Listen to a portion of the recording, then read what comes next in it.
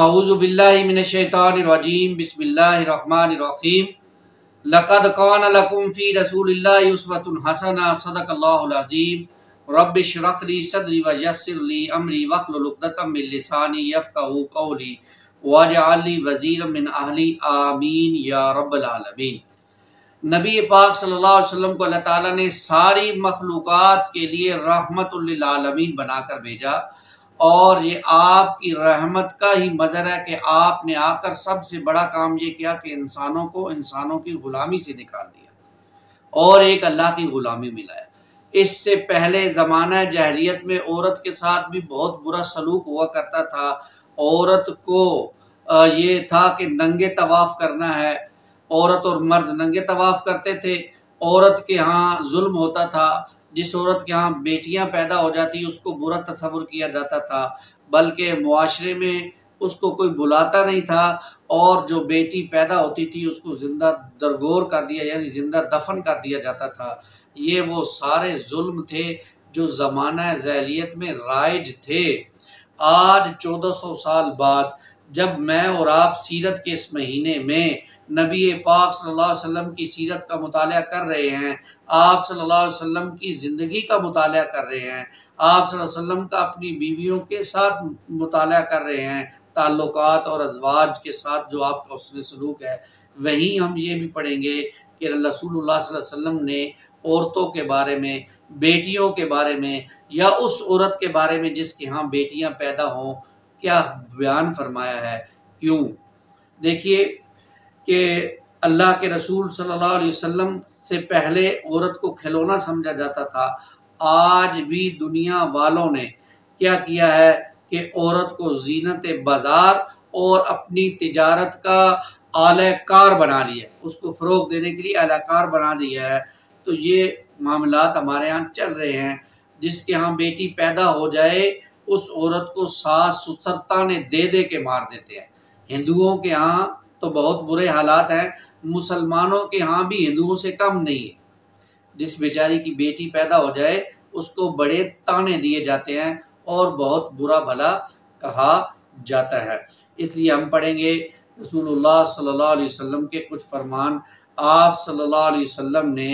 بتایا جہاں کہ عورت کے ساتھ بہترین احکام، بہترین حسن سلوک کرو، بہترین معاملات کرو، وہیں پر آپ صلی اللہ علیہ وسلم نے عورتوں کے حقوق کو بھی بیان کیا ہے۔ دیکھیے رسول اللہ نے فرمایا صلی اللہ علیہ وسلم، سیدنا ابن عباس رضی اللہ تعالیٰ عنہ فرماتے ہیں کہ آپ صلی اللہ علیہ وسلم نے یہ بات بیان کی کہ جس مسلمان کو اللہ تعالیٰ نے 2 بیٹیاں عطا کی، 2 بیٹیاں دی ہوں، جب تک وہ اس کے پاس رہیں یہ ان کا خیال رکھے، ان کے ساتھ اچھا برتاؤ کرے اور ان کی ضروریات کو پورا کرے، تو یہ دونوں بیٹیاں اس کو ضرور جنت میں داخل کرائیں گی، یہ 2 بیٹیاں اس کو ضرور جنت میں داخل کروائیں گی۔ اسی طرح سیدنا انس فرماتے ہیں کہ رسول اللہ صلی اللہ علیہ وسلم نے ارشاد فرمایا، جس نے 2 لڑکیوں کی پرورش کی اور دیکھ بھال کی، وہ شخص اور میں جنت میں اس طرح اکٹھے ہوں گے، جیسے یہ 2 انگلیاں اکٹھی ہیں ایسے ہم دونوں اکٹھے ہوں گے۔ یہ ارشاد فرمانے کے بعد آپ نے اپنی 2 انگلیوں کو ایسے اشارہ کر کے بھی دکھایا کہ ایسے جو ہے وہ ہمارا معاملہ ہوگا۔ اور اما عائشہ فرماتی ہیں رضی اللہ تعالیٰ عنہ کہ رسول اللہ صلی اللہ علیہ وسلم نے ارشاد فرمایا کہ جس شخص نے ان بیٹیوں کے کسی معاملے کی ذمہ داری لے لی اور ان کے ساتھ اچھا سلوک کیا، تو یہ بیٹیاں اس کے لیے دوزخ کی آگ سے بچاؤ کا ذریعہ بن جائیں گی، آڑ بن جائیں گی۔ اور بھی بہت سے فرمان ہیں، آپ صلی اللہ علیہ وسلم کے بہت سی احادیث موجود ہیں، لیکن معاشرہ کس طرف جا رہا ہے؟ اصل بات یہ ہے، معاشرہ یہ ہے کہ کسی کے ہاں اگر بیٹی پیدا ہو جائے تو پہلی بات ہے اس کو زندہ درگور نہیں کرتے، لیکن اس کو زندگی جینے کا حق بھی نہیں دیتے۔ پہلی تو اس عورت کو تانے مارے جاتے ہیں، حالانکہ اس میں عورت بیچاری کا کوئی قصور نہیں ہے، یہ تو اللہ تعالیٰ کے معاملات ہیں۔ کسی کو بیٹے دیتا ہے، خود قرآن مجید میں اللہ نے فرمایا کسی کو ہم بیٹے دیتے ہیں، کسی کو ہم بیٹیاں دیتے ہیں، کسی کو بیٹے اور بیٹیاں دونوں دیتے ہیں، اور کسی کو کچھ بھی نہیں دیتے، اولاد ہی نہیں دیتے۔ یہ تو اللہ کے فیصلے ہیں۔ تو اللہ تعالیٰ کے فیصلے پر تنقید کرنا، اللہ تعالیٰ کے فیصلے پہ غصہ کرنا، اللہ تعالیٰ کے فیصلے پر طنز کرنا یا طنزیہ گفتگو کرنا، یہ بہت بڑا گناہ کبیرہ ہے، اس سے بچنے کی ضرورت ہے۔ اسلام سے قبل لوگ بیٹیوں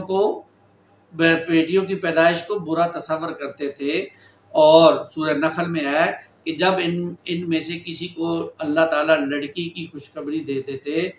تو اس کا چہرہ سیاہ پڑ جاتا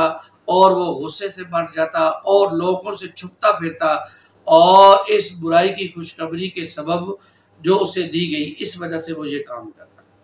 آپ اندازہ کریں کہ آج بھی کسی کے ہاں بیٹی پیدا ہو جائے تو وہ بتاتے ہی نہیں ہیں کہ ہمارے ہاں بیٹی پیدا ہوئی ہے، مٹھائی بھی نہیں کھلائیں گے، اور بیٹا پیدا ہوگا تو مٹھائیاں کھلائی جا رہی ہیں، کچھ لوگ عقیقہ بھی کر دیں گے اور سب کو بتائیں گے ہمارے ہاں بیٹا پیدا ہوا ہے، لیکن بیٹی کی پیدائش پر کسی کو خوشی کا نہیں بتائیں گے، نہ عقیقہ کریں گے، نہ کوئی اور رسم ہوگی، کیوں؟ بیٹی پیدا ہو گئی ہے۔ تو یہ بھی ظلم ہے اس عورت کے ساتھ بھی اور اس بیٹی کے ساتھ بھی جو پیدا ہوئی ہے۔ دیکھیں، میں آپ کو ایک مثال سے سمجھاتا ہوں، ایک بات سے سمجھاتا ہوں، سمجھنے کی کوشش کریں۔ میرے اور آپ کے نبی کی کتنی بیٹیاں تھیں؟ 4۔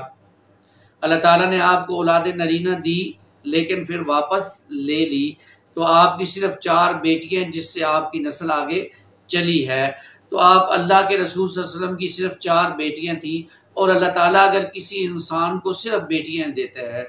1 2 3 4، تو اس کی نسبت کس کے ساتھ ہو رہی ہے؟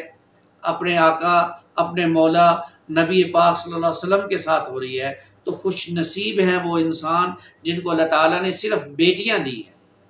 صرف بیٹیاں دی ہیں، اور اس پر وہ خوش ہیں، ان کی نسبت اپنے پیارے رسول صلی اللہ علیہ وسلم کے ساتھ ہو رہی ہے۔ اس لیے معاشرے کی باتوں پہ نہ جائیں، اگنور کریں، اور اگر کوئی آپ کی بیوی کو ایسا کہتا ہے، آپ کی والدہ ایسا کہتی ہے، آپ کے والد، آپ کی بہن، آپ کا کوئی رشتہ دار ایسا کہتا ہے، تو خاوند کی یہ ذمہ داری ہے اس کا منہ بند کروایا جائے، اسے کہا جائے شرم کرو، یہ تو میرے نبی کی سنت ہے، یہ تو میرے نبی کا اخلاق ہے، یہ تو میرے اللہ کا حکم ہے، اس نے مجھے جو دیا ہے میں اس پر راضی ہوں، خوش ہوں۔